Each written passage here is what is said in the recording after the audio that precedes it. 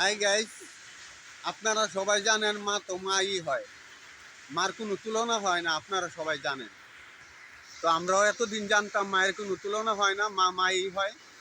কিন্তু মা যে আবার বেইমানও হয় তা এখন বুঝলাম।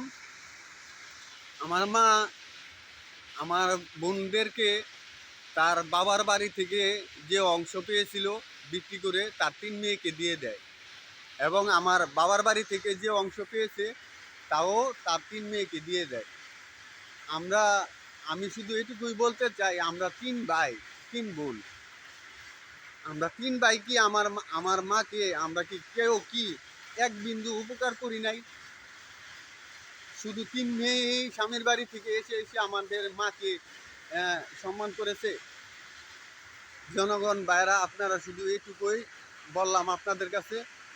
আপনারা সবসময় একটু খেয়াল রাখবেন যে যার উপকার করবেন প্রমাণ হিসাবে রাখার চেষ্টা করবেন। যদি হাজারো উপকার করেন, যদি আপনার প্রমাণ না থাকে তাহলে আপনার কোনো লাভ নেই।